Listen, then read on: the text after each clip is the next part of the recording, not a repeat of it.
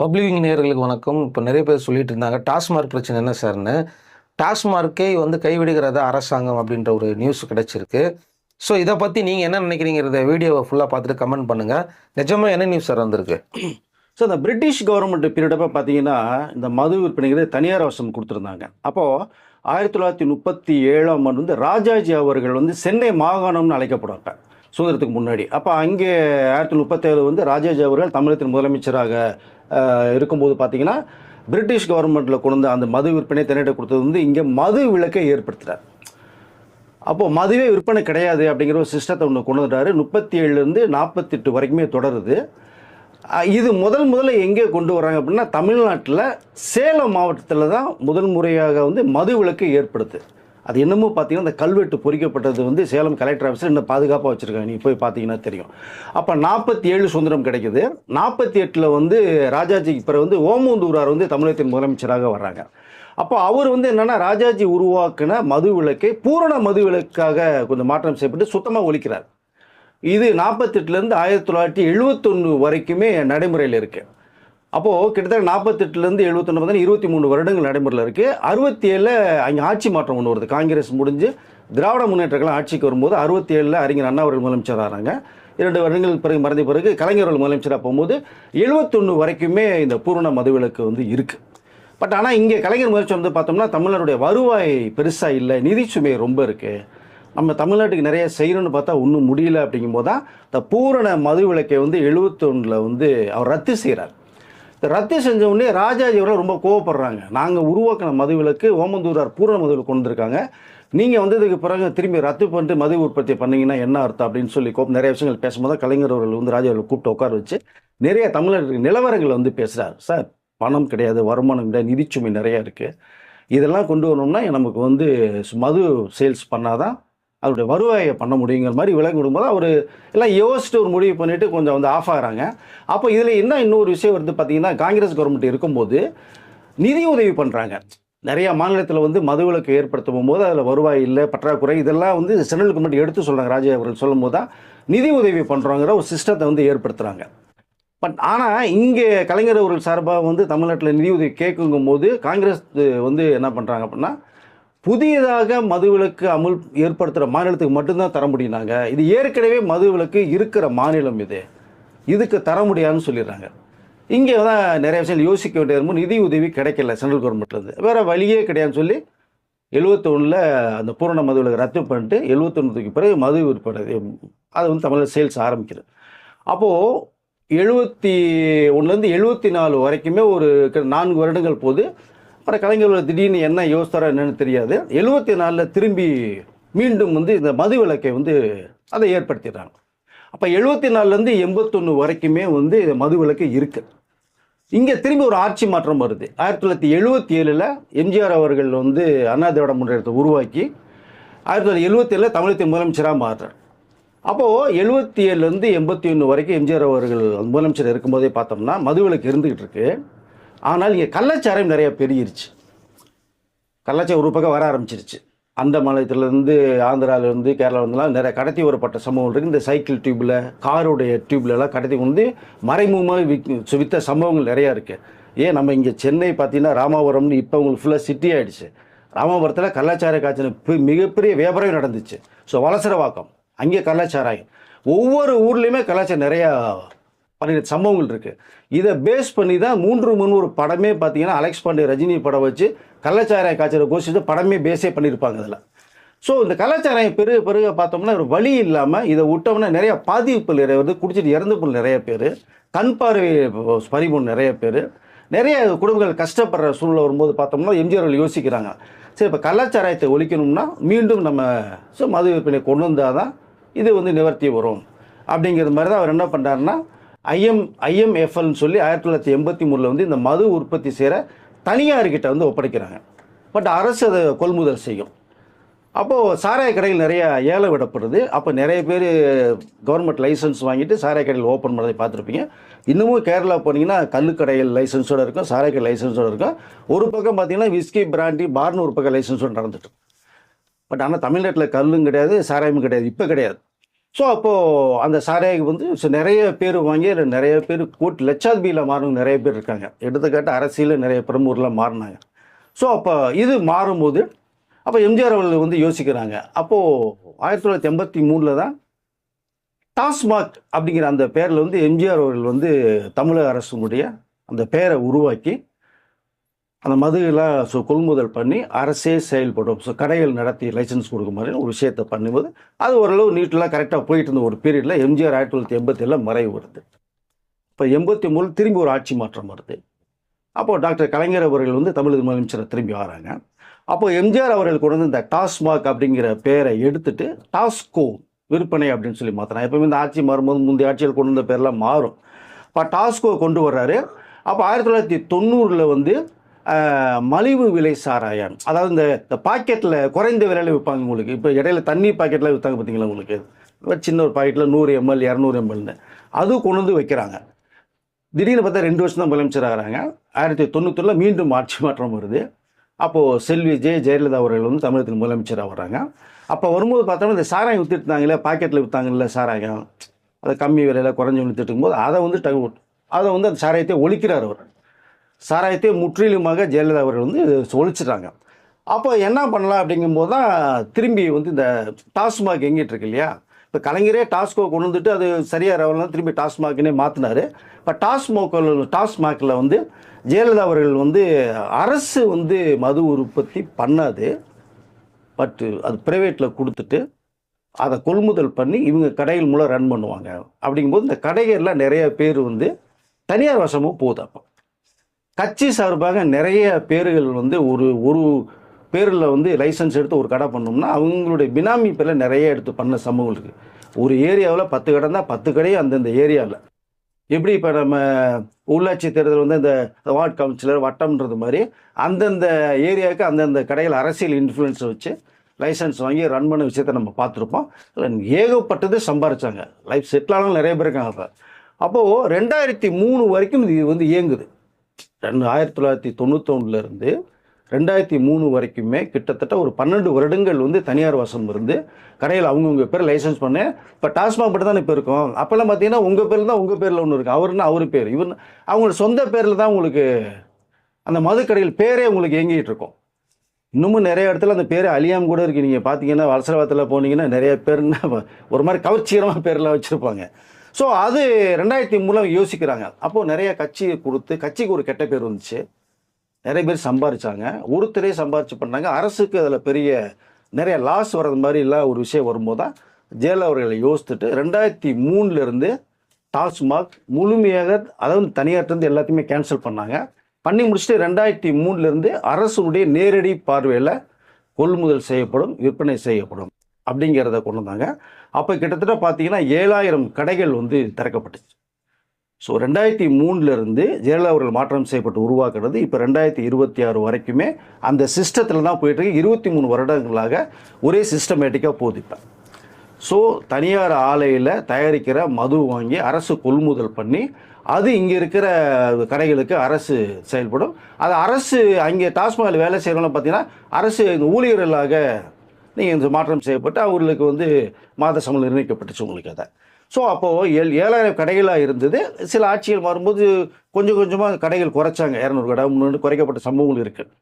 இப்போது 26 வரைக்குமே இந்த சம்பவம் நடந்துகிட்டு இருக்கு. இப்போது 2026 தமிழகத்தின் முதலமைச்சராக விஜய் அவர்கள் வந்து பதவியேற்ற பிறகு இந்த அவர் முக்கியமான எடுத்ததே பார்த்தீங்கன்னா 3 விஷயத்தை மக்கள்கிட்ட சொன்னாங்க. லஞ்ச ஒழிப்பு, ஊழல், போதை கலாச்சாரம், இதை முற்றிலுமாக நான் ஒழிக்கணும். பெண்கள் பாதுகாப்பு, குழந்தைகள் பாதுகாப்பு ரொம்ப முக்கியம். இதுதான் முக்கிய குறிக்கோளாகவே அவர் பேசின விஷயம். அப்போது இந்த லஞ்சத்தையும் ஊழலையும் இப்போ கிட்டத்தட்ட 90% ஒழிச்சிட்டு இருக்கார். மது கடையிலையும் பார்த்தீங்கன்னா 717 கடையில் வந்து உடனடியாக 2 வாரத்தில் க்ளோஸ் பண்ண சொன்னாங்க. அப்போ அதில் வேலை செய்கிறவங்கலாம் என்ன பண்ணுறதுன்னா ஒன்றும் பயப்படாதீங்க, உங்களுக்கு மாற்று வேலைகள் ஏற்பாடு செய்யணும்னு சொல்லி அவர்கள் அங்கே போட்டு எல்லாம் இது பண்ணி அவர்களுக்கு ஒரு சொல்யூஷன் பண்ணி கொடுத்தாங்க. படிப்படியாக குறைஞ்சு தாவேக ஆட்சியில் விஜய் அவர்களுடைய தலைமையில் நடத்தின ஆட்சியில் 717 கடைகள் வந்து குறைக்கப்பட்டுச்சு, உடனடியாக மூடப்பட்டுச்சு. இப்போது 4048 கடைகள் வந்து இப்போ இயங்கிக்கிட்டு இருக்கு. ஸோ சில்லறை கடைகளாக. இப்போ இங்கே தான் என்ன வருது அப்படின்னா மீண்டும் தனியார் வசம் வந்து கொடுக்கலாம் அப்படிங்கிற ஒரு விஷயம் வந்து கலந்து ஆலோசிக்கப்பட்டிருக்கு. இப்போ அமைச்சர்கள் கூட்டம் நடந்தது. விஜய் அவர்கள் தலைமையில் நிறைய விஷயங்கள் அதிகாரிகள் ஐஏஎஸ் ஆஃபீஸில் கூட்டு வச்சு நிறைய விஷயங்கள் பேசினாங்க. இது ஏன் தனியார் வசம் போகுது அப்படின்ற ஒரு விஷயத்தை எடுத்துக்கிட்டோம் நம்ம பார்வையில். இப்போது அரசின் கீழ் இயங்குகிற அந்த நிறைய பார் இருக்குது. அது அந்த அந்த டாஸ்மாக் கடையிலே பக்கத்தில் பார் இருக்கும். பார் இருந்தீங்கன்னா அவங்க ஏசி ரூம் போட்டாங்கன்னா 50 ரூபா 1 ஹவருக்கு, 2 மணி நேரத்துக்கு 100 ரூபா. அப்புறம் ஏதோ இந்த அது இதுன்னு சைடிஷ்னு போட்டு ரேட் அதிகமாக பண்ணுறாங்க. ரெண்டாவது வந்து என்ன, சுத்தம் கிடையாது. ஃபர்ஸ்ட் ஆஃப் ஆல் அவன் குடிச்சிட்டு பாட்டில் தூக்கி ரோட்டில் எறிகிறது, உடச்சி தூக்கி போட்டு போகிறது, கண்ணாடி சிதறல் சிந்தி கிடக்கும், கிளாஸு நார் அடிச்சிடுறாங்க. நடக்கவே முடியாத அளவுக்கு ஒரே பேட் ஸ்மெல், நாத்தடிக்கும். இதெல்லாமே குடிச்சிட்டு அங்கேயே படுத்து உருள்றது, வாமிட் எடுக்கிறது, சொல்லவே முடியாது அந்த அளவுக்கு இருக்கிறதா. அந்த அந்த மாதிரி சம்பவம் நிறைய நடந்துட்டு இருக்கிறனால தான் அந்த இப்போ இருக்கிற அந்த சங்கம் நிர்வாகிகளே பேசுனதே அதுதான் பேசியிருப்பாங்க இப்போ. ஸோ அந்த சுகாதார சீர்கேடுன்னு சொல்லிக்கலாம் டீசெண்டாக சொல்லணும்னா. ஸோ அந்த மாதிரி நாற்று அடிச்சு போனது இப்படி இருக்கனால இது ஒரு பக்கம். ரெண்டாவது வந்து சுத்தம் இல்லைங்கிறது ஒரு பக்கம். இந்த மெயின்டெனன்ஸும் ஒரு பக்கம். அவங்க வந்து சங்கத்தில் என்ன சொல்கிறாங்க அப்படின்னா, இந்த மெயின்டெனன்ஸ் நிறைய எங்களுக்கு தேவைப்படுது. பாட்டில் தூக்கி அடிச்சுட்டு போயிடுறாங்க. அதெல்லாம் எடுத்து பண்ணுறதுக்கு நான் வெளி ஆட்களை வச்சு வேலை செய்ய வேண்டியதாக இருக்குது. பாருக்குள்ளே போகும்போது அவன் வாமிட்டிங் எடுத்து நான் செஞ்சேன், அதெல்லாம் சுத்தம் பண்ணுறதுக்கு அது ஒரு விஷயம். கடை வாடகை, இவ்வளோ விஷயங்கள் இருக்குது. ரெண்டாவது பார்த்தீங்கன்னா இந்த பீர்லாம் வச்சிங்கன்னா ஃப்ரிட்ஜில் கரண்ட்டு செலவு, அந்த செலவுகள் அப்படிங்கிற மாதிரிலாம் ஒரு சிஸ்டத்தை ஒன்று சொல்கிறாங்க. அதை அப்போது இந்த நிர்வாகத்தில் இந்த மாற்றம் வேணும். இதெல்லாம் யோசிக்கும் போது தான் அப்போ தனியார் வசம் போச்சு அப்படின்னோம்னா, நீங்கள் கேரளா, கர்நாடகா, ஆந்திரா இதெல்லாம் பார்த்தீங்கன்னா நார்த்தெல்லாம் போனீங்க அப்படின்னா டீசெண்டாக ரெஸ்டோ பாருன்னு சொல்கிற இடத்துல அங்கேயும் உங்களுக்கு ஃபுட்டும் கிடைக்கும், எல்லாமே நீங்கள் சாப்பிட்டுட்டு ஒரு டீசெண்டாக இருக்கும். அந்த இடத்துக்கு போகிறவங்க சாதாரணமாக போகவும் மாட்டாங்க. ஏன்னா இப்போவே பார்த்தீங்கன்னா மணமகிழ் மன்றம், நிறைய ரிக்ரியேஷன் கிளப்புன்னு சொல்லிட்டு நிறைய அசோசியேஷன் வச்சுட்டு அந்த மெம்பர்ஷிப் வரவங்களுக்கு அது இயங்கிட்டு இருக்கு நிறைய இப்போவே பார்த்தீங்கன்னா. ஸோ இந்த டாஸ்மாகில் மட்டும்தான் இந்த அளவுக்கு ஒரு மாதிரி கலீஜியான்னு சொல்லலாம், இந்த மாதிரி இருக்காது. இப்போ அதெல்லாம் கொஞ்சம் மாற்றம் செய்யணும். ஓகே, இப்போது அதனால் தனியார் வசம் கொடுத்தா எப்படி இருக்குன்ற ஒரு விஷயத்தில் வரக்கூடிய இந்த பட்ஜெட் கூட்டத்தொடரில் மதுவிலக்கு மற்றும் மாய தீர்வை சட்ட திருத்தத்தில் இந்த பட்ஜெட் கூட்டத்தொடரில் ஒரு சட்ட திருத்த மசோதாவை நிவர்த்தி பண்ணி இந்த கொண்டு வரலாங்கிற அளவுக்கு ஒரு விஷயத்தை பேசிட்டு இருக்காங்க. அப்போது இந்த 4048 கடையில் 2500 கடைகள் மட்டுமே தனியார் வசம் கொடுக்கலாம். அதுவும் மாநகராட்சி, ஸோ நகராட்சி, இந்த city limit, IT city metropolitan, இது மட்டுமே கொண்டு வந்து ஃபஸ்ட்டு பண்ணலாம். அப்படின்னு பார்த்தோம்னா இது வந்து நிறைய பிஸ்னஸ் இன்னும் வந்து அதிகமாக வரும்.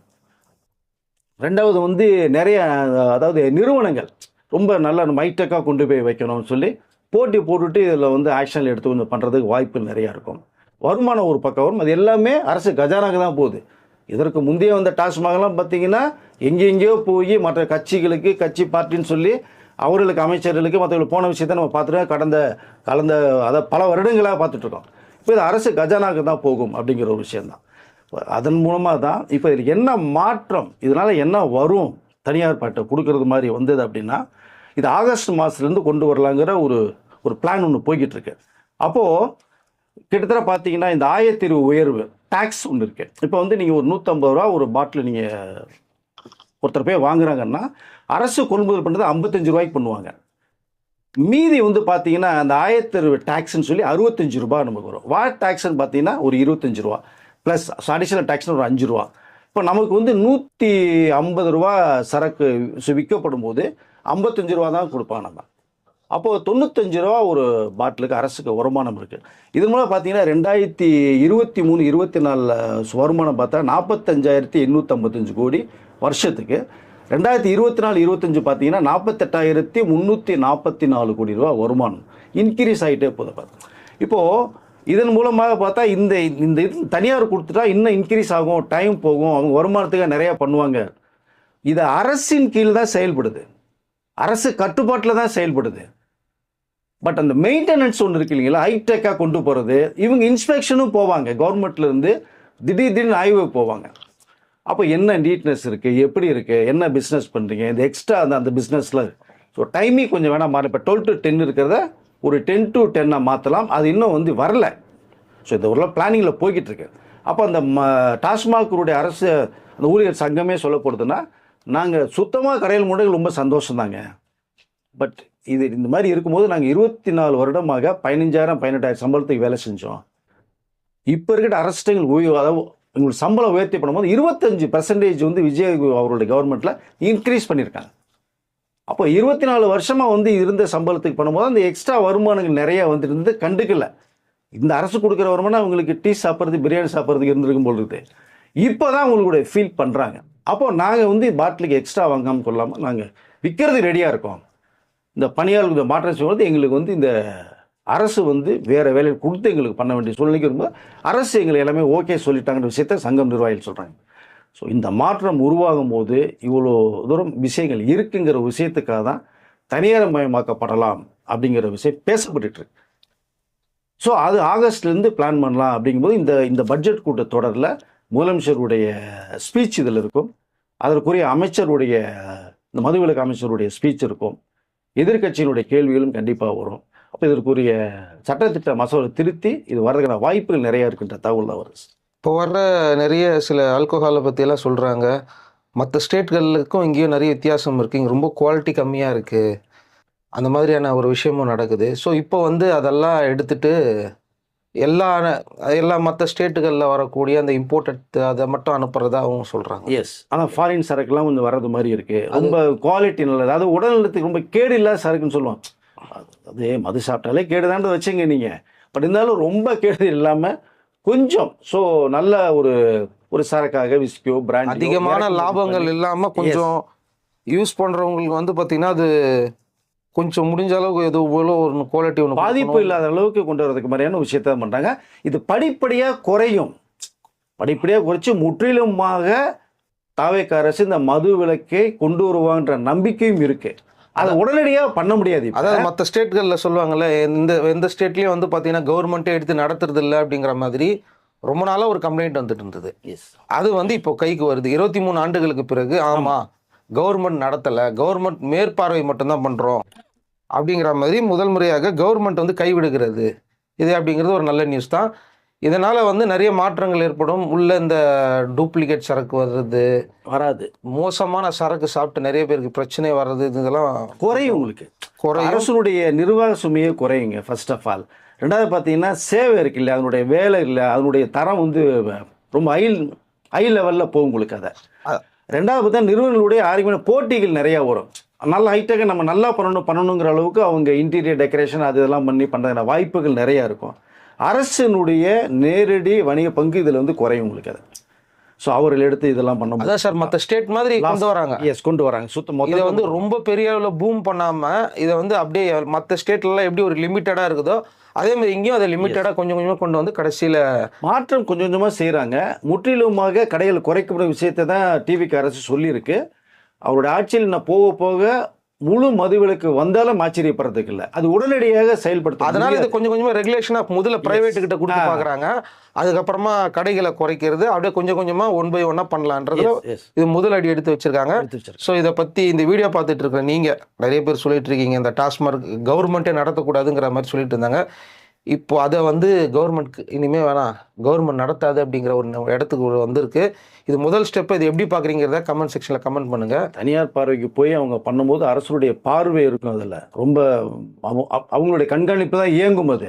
அது போக போக குறைக்கப்படும். முற்றிலும் மதுவிலக்கு வந்தாலும் ஆச்சரியப்படுறதில்லை. அதுக்கு வேண்டிய வேலைகளை விஜய் அவர்கள் அதிகாரிகளையும் அமைச்சர்கள் கூப்பிட்டு பேச்சுவார்த்தை பண்ணியிருக்காங்க. இதனுடைய இழப்புகள் மேற்கொண்டு வேறு எந்த தொழிலை கொண்டு வரலாங்கிற ஐடியாவும் பேசப்பட்ட தகவல் இருக்குது சார். நன்றி சார், மீண்டும் அடுத்த வீடியோவில் சந்திப்போம். நன்றி சார்.